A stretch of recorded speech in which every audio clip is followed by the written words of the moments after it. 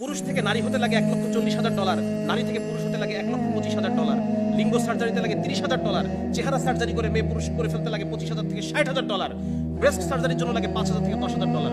শুধু তাই না, প্রতি বছর তাকে হরমোন নিয়ে নিয়ে মেয়ে হয়ে থাকতে হবে, প্রতি বছর তাকে হরমোন নিয়ে নিয়ে ছেলে হয়ে থাকতে হবে। এটা একটা খরচ আছে, প্রতি বছর $1,000 উপরে তাকে খরচ করতে হবে। 2017 সালে শুধু পুরুষ থেকে নারী হওয়ার যে মার্কেট, এই মার্কেটটা ছিল $11.5 কোটি এবং 2024 সালে এই মার্কেটটা গিয়ে দাঁড়াবে $97 কোটি। তার মানে দেখেন, এই যে একটা জিনিস আপনাদেরকে আমি বলি, একটু গ্যাপ নেই, যে আজকে যে বাংলাদেশে একটা ইয়ে আছে যে আমেরিকাতে, আমি একটু সময় নিচ্ছি, আমি একটু আপনাদের কাছে সময় নিচ্ছি। আমেরিকাতে প্রতি বছর $223 বিলিয়ন লাগে শুধুমাত্র মদ খাওয়ার কারণে যে ক্ষতিগুলো হয়, ভাঙচুর হচ্ছে, কেউ শারীরিকভাবে অসুস্থ হচ্ছে, পরের দিন অফিসে আসতে পারতেছে না, এই যে মদ খাওয়ার কারণে $223 বিলিয়ন ক্ষতি হয় আমেরিকার প্রতি বছর। আমাদের বাংলাদেশ এই ক্ষতিটা থেকে বেঁচে আছে না বেঁচে নাই? এই খরচটা কি আমাদের করা লাগতেছে? এই টাকাটা কি আমাদের নষ্ট হচ্ছে? এটা আমাদের উলামায়ে কেরামের অবদান। আমাদের উলামায়ে কেরাম মদের ব্যাপারে, জুয়ার ব্যাপারে, জিনার ব্যাপারে মানুষের মধ্যে এমন একটা অবস্থা, এমন একটা মনোভাব তৈরি করে রাখছেন, যার কারণে এই বাংলাদেশের বিলিয়ন বিলিয়ন বিলিয়ন ডলার বেঁচে যাচ্ছে।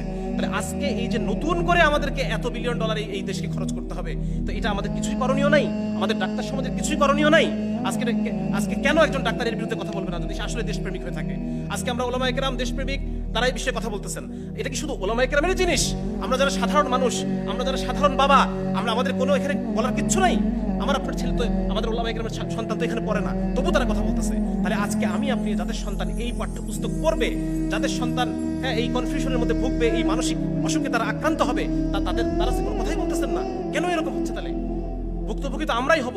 সেদিন একটা ভিডিও খুব ভাইরাল হয়েছে, সেই ভিডিওতে দেখা যাচ্ছে যে আমেরিকার একজন বাবাকে এনে একটা লাইভ শোতে বসানো হয়েছে, আর তার ছেলে যে পুরো সার্জারি করে মেয়ে হয়ে গেছে, সেই ছেলেটা মানে এমন যে লম্বায় 6 ফিট এবং কাঁধ প্রশস্ত, মাসল, মানে পুরো একটা শক্ত সমর্থ পুরুষ। সে মেয়েদের পোশাক পরে, সে মেয়েদের মতো বড় চুল নিয়ে সে বাবার সামনে চেয়ারে বসলো। সেই ছেলেটাকে দেখে বাবা হু হু করে কান্না করতেছে যে আমার সন্তান এরকম হয়ে গেল, আমি বাবা হিসেবে ব্যর্থ যে আমি আমার সন্তানের কাছে আইডল হতে পারলাম না। আজকে এইভাবে কান্না করার জন্য আপনারা প্রত্যেকে প্রস্তুত হন। আজকে এই ভিডিও যে যেখান থেকে দেখতেছেন, যার বাসায় সন্তান আছে, আমার একটা ছোট্ট বাচ্চা আছে, 7 বছর 4 বছর, আমি জানি না আমি তাদেরকে কোন দুনিয়ায় রেখে যাচ্ছি। আমি জানি না আমার মৃত্যুর পরে আমার সন্তান সে কি হয়ে যাবে, আমি জানি না। সে কি আসলে মুসলমান থাকবে, সে কি আসলে নারী থাকবে, আমার মেয়ে শিশুটা কি নারী থাকবে কিনা, আমার ছেলে শিশুটা পুরুষ থাকবে কিনা, আমি বলতে পারতেছি না। তো আজকে এক অসহায় বাবা হিসেবে আপনাদের সামনে আমি আসছি, এবং আপনারা প্রত্যেকে যার যার জায়গা থেকে আওয়াজ তুলেন, যার যার জায়গা থেকে এটা নিয়ে আপনারা আলোচনা করেন, যাতে করে এই জিনিসটা এখানেই যেন এই জিনিসটা থেমে যায়। এই সমস্ত যারা এনজিও, যারা অপকর্ম করতেছে, যারা আমাদের সন্তানদেরকে আমাদের কাছ থেকে ছিনাই নেওয়ার চেষ্টা করতেছে, আমাদের পরিবারগুলোকে ভেঙে ফেলার জন্য তারা যত ধরনের প্রচেষ্টা সবকিছু তারা করতেছে, তারা যেন নিবৃত্ত হয়, তারা যেন নিরস্ত হয়, এই জন্য আমাদের সবাইকে ঐক্যবদ্ধভাবে কাজ করতে হবে। এখন আমি খুব সংক্ষেপে একটা পরিকল্পনা আমি উপস্থাপন করার চেষ্টা করছি। 1 নম্বর হচ্ছে, এখনো পর্যন্ত আমাদের দেশে মানুষ, আমরা ধর্মপ্রাণ, ধর্মভীরু, উলামায়ে কেরামের অবস্থান আমাদের সামনে অনেক উঁচু।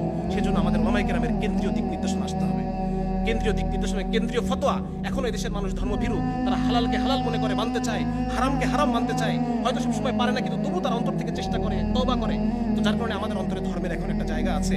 সুতরাং আমাদের একটা কেন্দ্রীয় ফতোয়া এই বিষয়ে আমাদের আসতে হবে। 2 নম্বর হচ্ছে, এই ফতোয়ার জন্য শুধুমাত্র উলামায়ে কেরামই না, বরং যারা জেনারেল শিক্ষিত, যারা এক্সপার্ট আছেন এই সমস্ত বিষয়ে, যারা এই অতীত ইতিহাস, বিভিন্ন ইংরেজি টার্ম, যে বিষয়গুলো নিয়ে মানে শক্ত দালায়েল সমৃদ্ধ একটা জিনিস তৈরি করার জন্য আমরা সবাই এক হয়ে আমরা কাজ করব। এই জন্য উলামায়ে কেরাম এবং জেনারেল শিক্ষিত এক্সপার্টদের সমন্বয়ে একটা গবেষণা সেল আমাদের প্রয়োজন।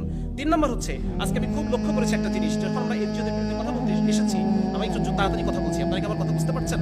জি, যখন এনজিওর বিরুদ্ধে কথা বলতে এসেছি, আমরা একের পর এক বলে যাচ্ছি যে টিনের চাল খুলে নিয়ে গেছে, গরু নিয়ে গেছে, কিন্তু আমাদের কাছে কোনো ডকুমেন্ট নাই, আমাদের কাছে কোনো ডেটা নাই যেটা নিয়ে আমরা কথা বলবো।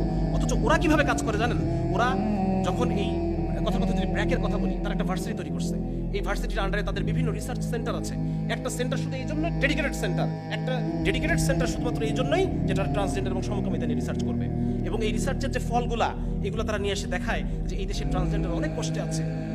এই রিসার্চটা তারা বিদেশে পাঠালে বিদেশিরা কি দেবে? এই রিসার্চটা দেখে তারা টাকা দেয়। এই রিসার্চটা তারা সরকারের বিভিন্ন যখন মিটিং হয় সেখানে তারা ঢোকে, এই রিসার্চগুলো তারা দেখায় এবং সরকারি পলিসিকে নিজের পক্ষে আনার চেষ্টা করে। আজকে যে আমরা গভর্নমেন্টের সামনে কিছু একটু উপস্থাপন করবো, কোনো একটা পলিসিকে আমরা আমাদের পক্ষে, ইসলামের পক্ষে আনার জন্য চেষ্টা করব, আমাদের হাতে ডেটা কোথায়, আমাদের রিসার্চ কোথায়, আমাদের ডকুমেন্টেশন কোথায়? এই জন্য খুব জরুরি হচ্ছে যে আমরা উলামায়ে কেরাম এবং জেনারেল শিক্ষিত দায়ীদের সমন্বয়ে আমাদের একটা রিসার্চ উইং আমাদের হতে হবে।